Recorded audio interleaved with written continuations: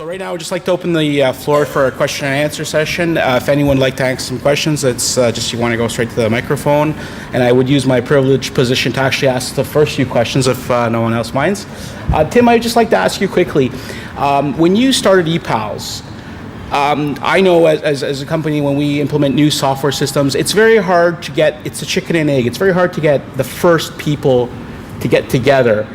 What did you do to bridge that gap between who else is doing this and let's do it first? How did you find how did you bridge that? If you want to just pass over the mic.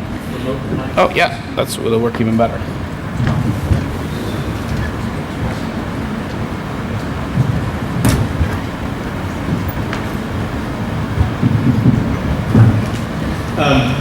Well, ePals was started 14 years ago, so it was early. But we knew it was a great idea. We knew the internet was made for global classroom collaboration and e-learning. Although K-12 and primary secondary education is slow to move, we knew that it had potential.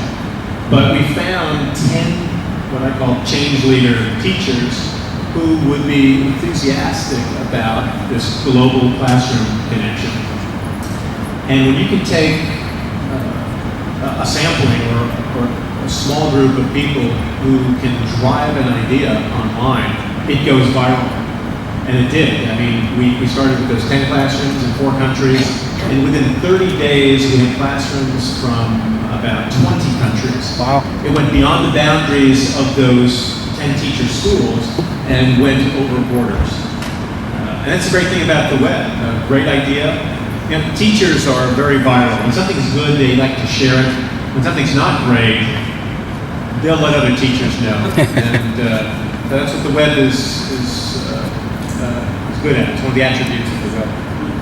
Thanks. Thanks very much. Chris, I'm going to put you on the spot here real quick. Sorry.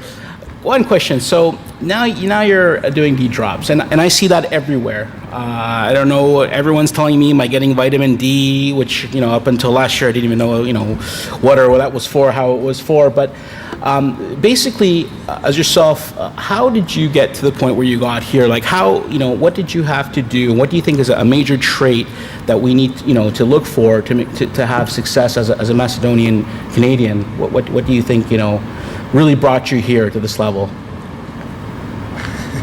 Well, I would say, Goran, one of the attributes of being a Macedonian. One of the attributes of being a Macedonian Canadian is adaptability. And I think that my background's actually been over 20 years in corporate. Only in the last few years with D-drops that I ventured into something entrepreneurial. So the ability to sort of reinvent yourself and sometimes let go of what you've done and move on to different things. And when you look at the culture of our people, you look at the success stories, many of us have ventured into things and just kind of figured it out.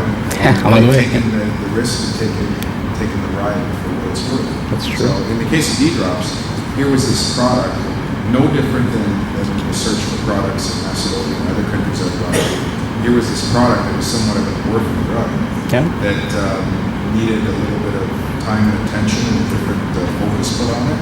And it happens that the vitamin D epidemic that we've got now, the deficiency epidemic, was timed at such a point where the product, the issue, makes sense to address, and we feel we do have a superior format and addressing it one drop at a time. That's really good. And the fact you don't make it look like medicine also helps too. I gotta say, the old drops looked really bad. Now they look very, very nice. Bob, just one quick question. YMCA in Macedonia, as someone that goes there all the time, not recently, but before all the time, how did you find the cultural differences as a challenge, and how do you think have you overcome them to bring American YMCA and Macedonian YMCA to kind of merge their goals or synchronize their goals somehow? How do you think? What's the way that you kind of approach your Macedonian counterparts on that?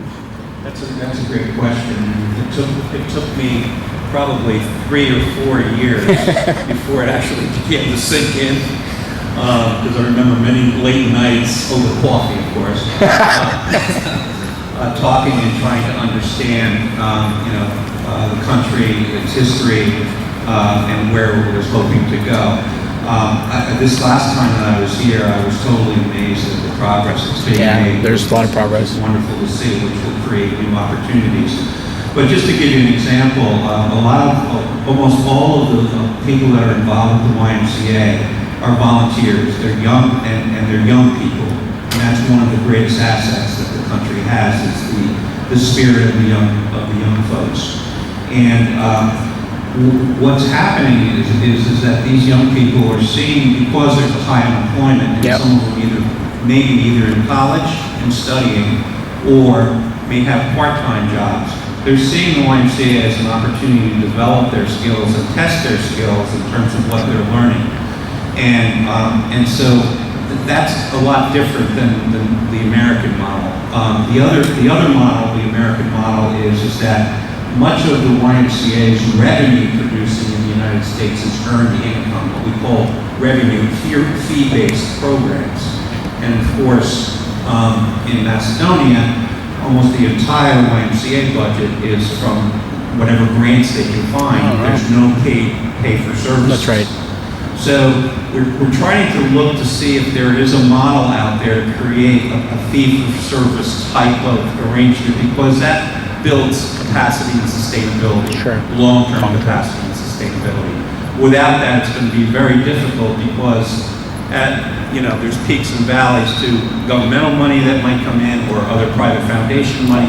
You can't rely on that as much as you can on a business model. True. No, that's definitely true. That's true.